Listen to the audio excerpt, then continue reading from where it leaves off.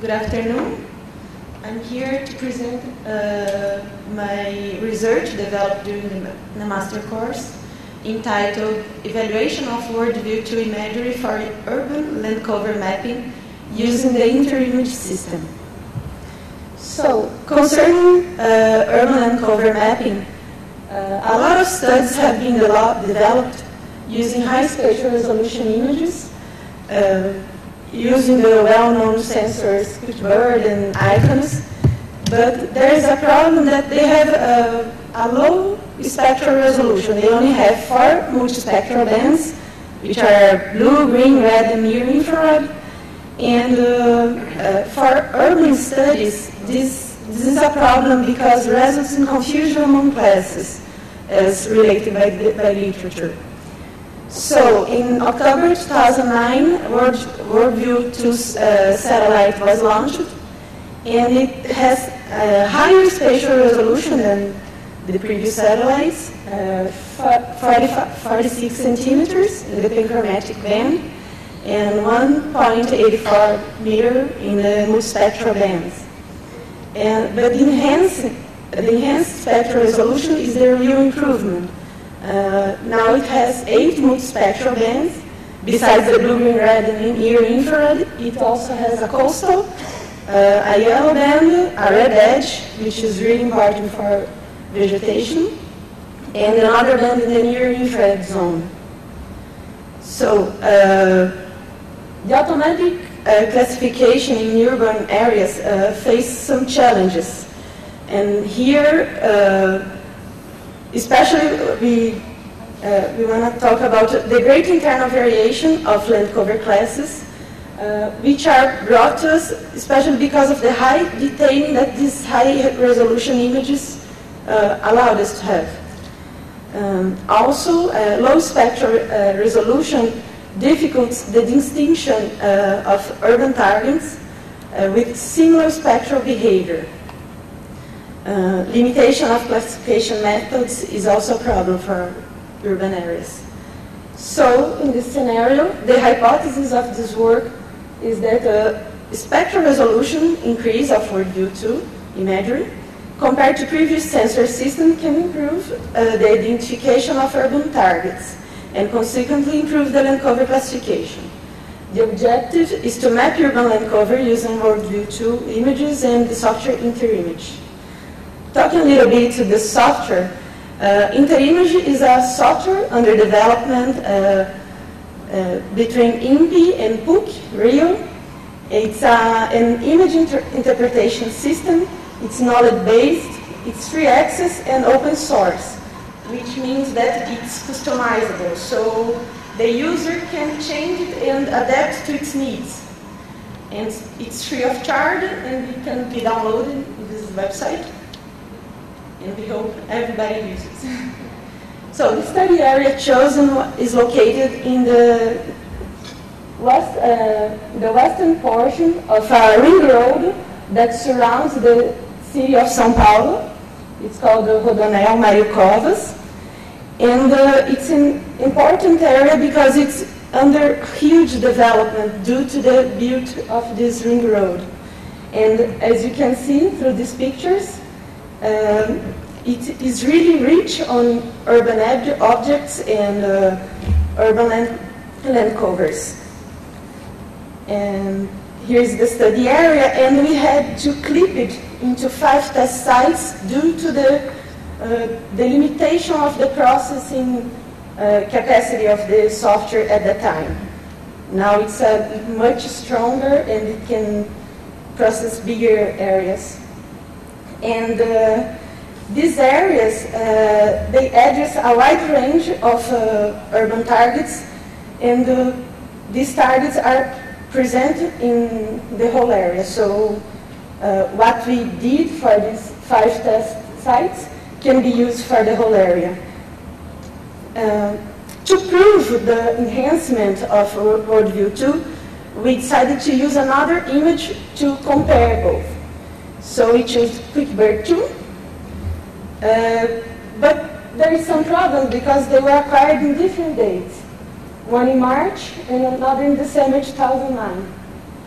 Here are the characteristics of the both satellites and the characteristics of the acquisition, the conditions.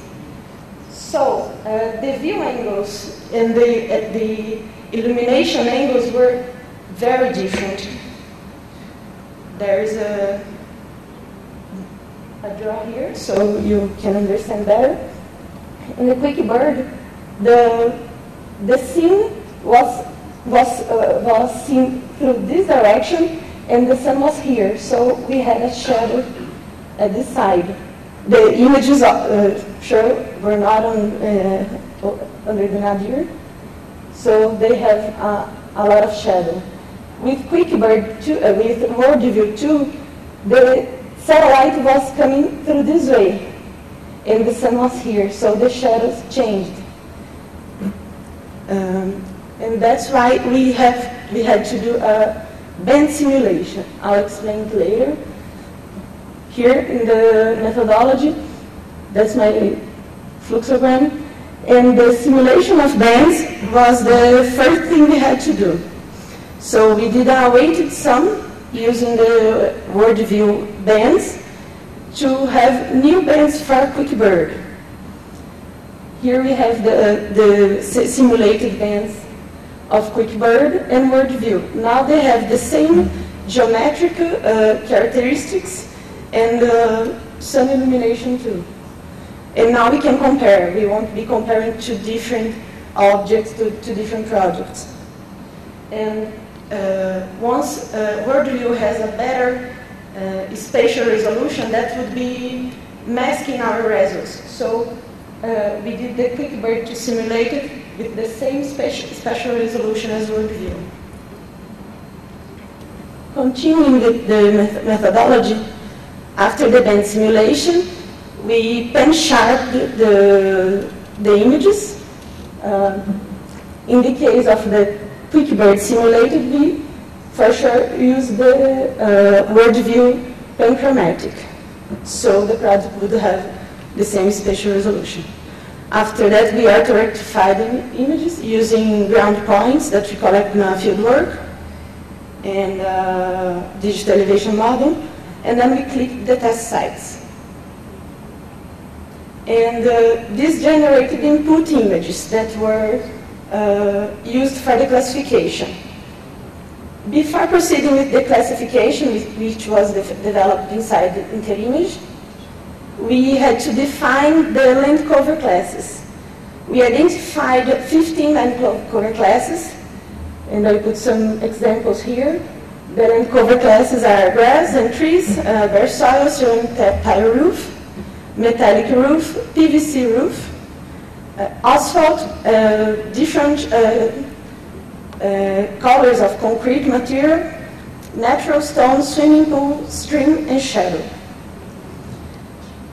So, moving on, we did the exploratory analysis inside InterIMAGE, then the segmentation, classification, and so we obtained the thematic maps, and then we evaluated the results. The exploratory analysis took into account the spectral signatures to the object's spectral signatures of each class.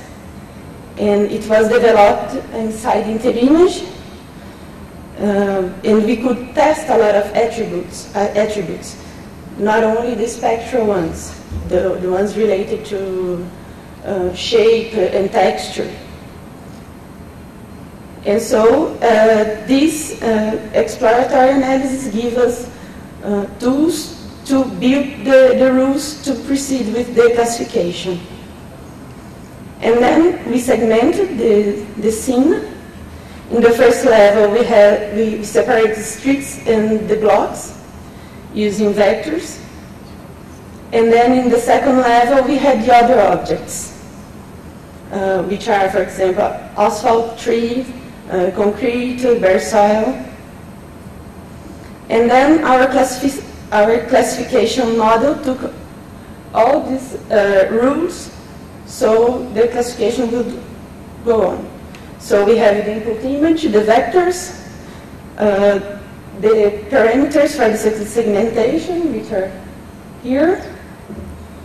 And then the rules we developed to separate each class. We used two strategies to separate the objects. In the top-down, the decision rules in the leaf nodes create some hypotheses. And in the conflicts between these hypotheses are solved in the bottom-up step. And as the result, we have the classification. So I'll show quickly the results. Here we have the first test site, and as you can see, the result with QuickBird simulation images has a lower kappa index than the WorldView, and overall accuracy is still lower than WorldView. And this repeats for all these 5 test sites, and it's much lower. These values are common, as the literature says. Other works always relate these values around the 0.6 for kappa for QuickBird in urban areas.